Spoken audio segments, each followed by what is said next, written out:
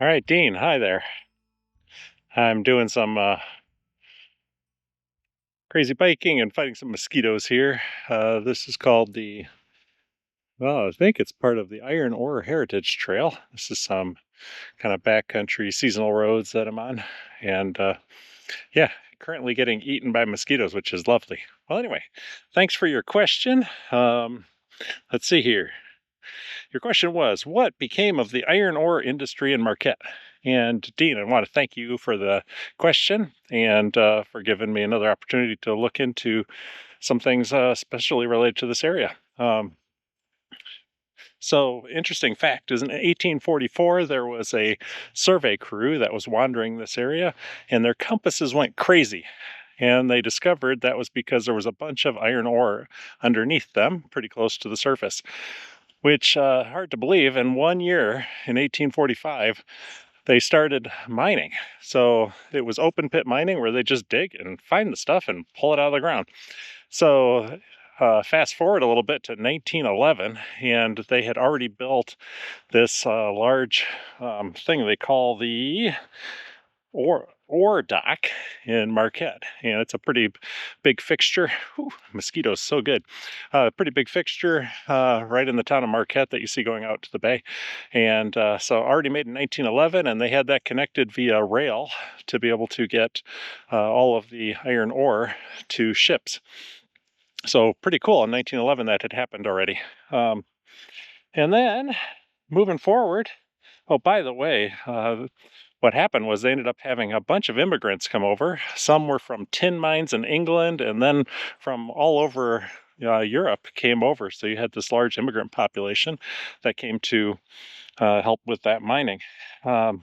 One of the mines is called Tilden Mine, and when you asked the question, I was assuming there was no more mining up here, but believe it or not, there's mining continues with this Tilden Mine. It continues to be kind of that open style where they are digging all over the place, and apparently it's about 5 miles south of Ipswich. Hopefully I'm pronouncing that correct. And they load up the iron ore, and before they load it up, they actually melt it down and they form it into pellets, which they then ship. In a little research here, I found that they had 6 million tons of iron ore came out of that mine back in 2022, so it's still pretty active. It is the last iron ore mine in Michigan.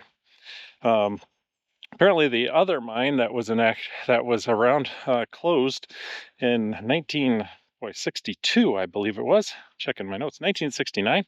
It closed because of dropping prices of iron ore and competition from China, and the workers weren't happy with their pay and had a strike. So a whole bunch of things happened which caused that one to close. I did look at iron ore and what it's used for. Primarily, it's used for steel and, of course, cast iron. So kind of interesting how useful it is in so many different things. And in ancient times, they would have used that iron for tools and also for weapons and other things. Of course, today, steel is used for all kinds of things and weapons as well. One of the things that was interesting when I was doing my time of reading the Bible this morning was I was reading about a king who was in trouble because one of the things he did was he was worshiping idols, and one of the idols was made out of iron. Believe it or not, they would make them out of iron and stone and other things, and that kind of connected for me with a phrase I've heard from a group called the Minimalists, where they say, use things, love people, not the other way around. And I've heard a similar phrase the other day, which was, use things, love people, worship God. The challenge here, when you think about things, people, and God, is are you, in fact, loving or using them or worshiping them? And I think often the things that are made out of steel might be things we end up worshiping or loving rather than just plain using. So I wonder sometimes when we get those priorities mixed up.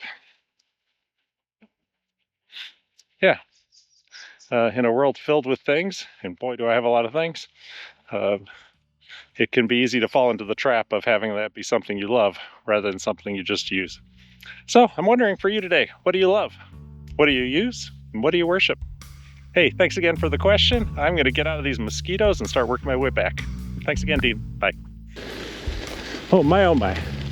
Oh, whew. Ah, so sketchy. These roads are not in very good shape. Whew. And not a person to be seen. I wonder if I'll make it.